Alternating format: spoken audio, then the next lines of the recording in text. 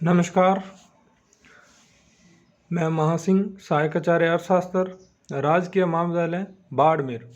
बच्चों, आज अपने चर्चा करेंगे समोत्पत्ति वक्र के बारे में, जिसको इंग्लिश में आइसोक्वांट कर्व भी कहते हैं।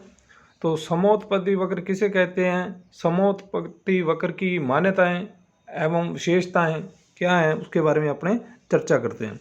तो समोत्पत्ति वक्र यह एक विशेष प्रकार का वक्र होता है जो दो साधनों के ऐसे विभिन्न संयोगों को बताता है जिन पर उत्पादक को समान उत्पादन प्राप्त होता है।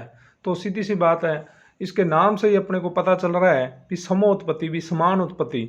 तो यह ऐसे दो साधन संयोगों को बताता है। विभिन्न संयोग होते हैं इस पर, जहाँ पर अपना उत्पादन लगभग समान रहता है, चाहे कोई भी आप उस पर संयोग चूज कर लो। वो अपने आगे डायग्राम के द्वारा आपको अच्छी तरह से स्पष्ट हो जाएगा। इसे समोत्पाद वक्र, सममात्रा वक्र या उत्पादन का तटस्थ वक्र भी कहते हैं। कीरस्टीड के अनुसार समोत्पत्ति वक्र दो साधनों के उन सभी संभावित संयोगों को व्यक्त करता है जो एक समान कुल उत्पादन प्रदान करते हैं। तालिका द्वारा स्पष्टीकरण। इसमें संयोग है जैसे A, B, C, D, E और X साधन की मात्रा, Y साधन की मात्रा और उत्पादन।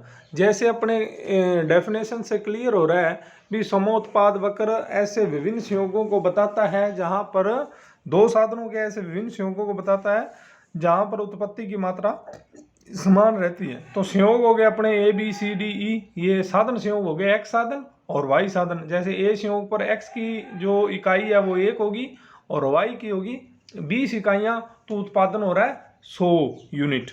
और जैसे अपने A की बजाय V संयोग चूज करेंगे तो X की मात्रा 1 बढ़ के जैसे 2 हो जाएगी और Y की मात्रा साधन की घट जाएगी और उत्पादन वो ही का वो 100 रहेगा। इसी प्रकार से C, D, E विभिन्न संयोग है X और Y साधनों के, जिनको अपने अगर यूज करें, कोई भी संयोग इनमें से अपने काम में लें, जैसे X की 1 इकाई लगाएं और Y की 20 लगाएं तो भी उत्पादन 100 होगा। और अगर अपने X की बढ़ा दें, वो जैसे 1 के बजाय E संयोग पर बात कर रहे हैं, 1 की बजाय 5 कर दें और Y की घट के हो जाएगी 20 की बजाय 5, तो भी उत्पादन कितना रहेगा 100। सीधी सी बात है, अगर एक साधन जैसे X को आप बढ़ाओगे तो Y को आपको छोड़ना पड़ेगा, तभी उत्पादन बराबर रह पाएगा। तो तालिका में सभी संयोगों पर समान उत्पादन 100 इकाइयाँ प्राप्त होती हैं। इसलिए यदि इन संयोगों से एक वक्र बनाया जाए तो वो वक्र होगा समोत्पत्ति वक्र। ये आपको दिख रहा है नीचे डायग्राम में।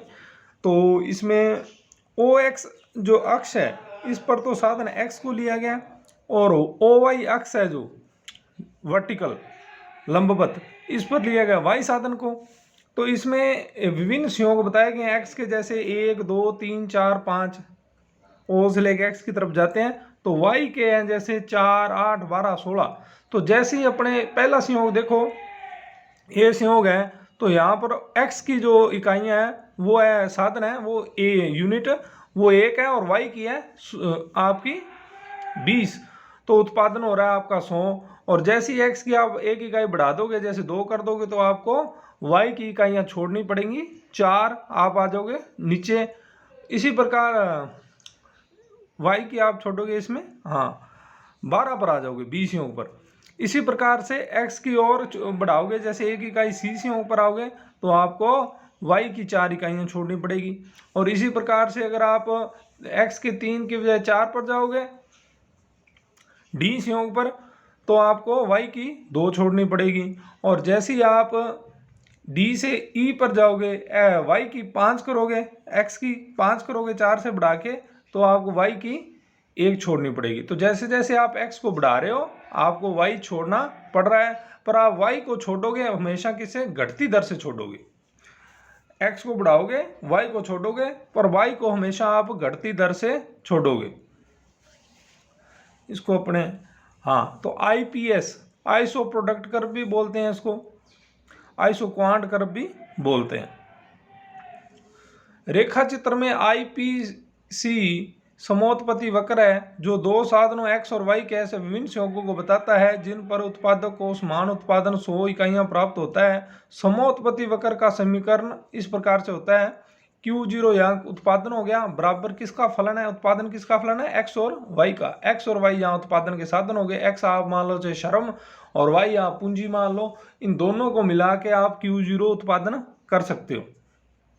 ये अब इसकी कुछ मान्यताएं अभी समोत्पत्ति वक्र की, वो कौन कौन सी हैं। ये मान्यताएं किसी भी नियम का आधार होती हैं। अगर ये मान्यताएं फुलफिल होगी तभी आपका नियम काम कर पाएगा, नहीं काम नहीं कर पाएगा। तो पहली मान्यता है x और y दो ही साधन हैं, यह सरलता के लिए मान लेते हैं। उत्पादन के सिर्फ दो ही साधन काम आएंगे। समोत्पत्ति वक्र के द्वारा अपने दो ही साधन दर्शा सकते हैं, तीसरा साधन नहीं दर्शा सकते। उत्पादन के साधन विभाजनशील हैं, इनको आप छोटे छोटे भागों में बांट सकते हो। उत्पादन की तकनीक स्थिर रहती है, मतलब टेक्निक में बदलाव नहीं होना चाहिए, क्योंकि टेक्निक में बदलाव हो गया तो उन्हीं साधनों के द्वारा आप ज़्यादा उत्पादन कर सकते हो, तो अपना नियम लगभग फेल हो जाएगा। चौथा है फर्म उत्पादन के साधनों का अनुकूलतम प्रयोग करती है। भी जो भी है साधन, चाहे एक्स है चाहे वाई है, उनका कोई भी फर्म है वो ऑप्टिमम अच्छा यूज करती है। अब समोत्पत्ति वक्र की विशेषताएं या लक्षण, इसमें पहली विशेषता क्या है, समोत्पत्ति वक्र का ढाल ऋणात्मक होता है अथवा समोत्पत्ति वक्र सदैव ऊपर बाएं से नीचे दाएं और गिरता है, क्योंकि यदि एक साधन की मात्रा में वृद्धि की जाती है तो दूसरे साधन की मात्रा में कमी करनी पड़ती है, ताकि उत्पादक को समान उत्पादन प्राप्त होता रहे। तो पहली विशेषता है समोत्पत्ति वक्र की भी, इसका ढाल ऋणात्मक होता है।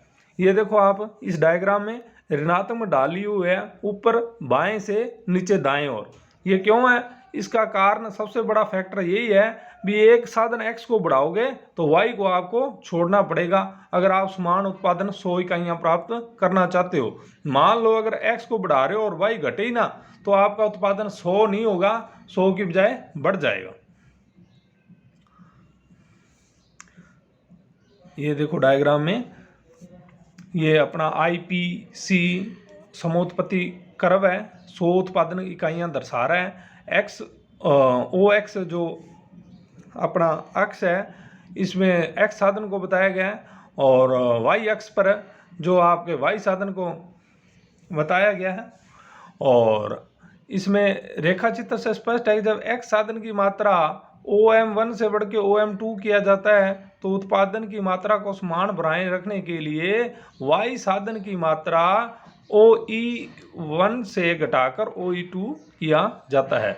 मतलब अगर आप x साधन की M1 से M2 एक्स्ट्रा इकाई लगाओगे तो आपको y साधन की E1 E2 इकाई छोड़नी पड़ेगी।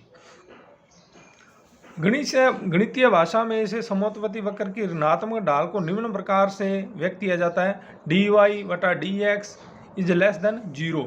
ये आप जब अवकलन होता है उसके द्वारा अपने को ये मैथमेटिक्स रूप से प्रूव करते हैं, तो इसका ढाल ऋणात्मक होता है।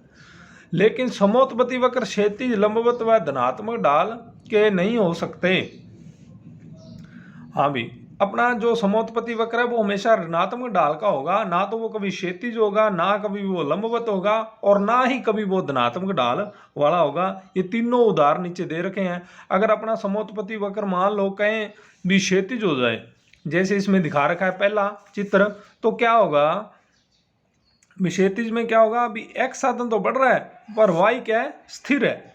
जैसे आप OL1 x यूज कर रहे हो A बिंदु पर और y साधन वो स्थिर है। अब आप अगर x की मात्रा को बढ़ा देते हो OX2 और y स्थिर रहता है, तो आपका वो जो मान्यता है समान उत्पादन वाली वो स्थिर नहीं रह पाएगी, वो पूरी नहीं होगी। समोत्पत्ति वक्र की जो अपनी मेन डेफिनेशन है वो ही फेल हो जाएगी।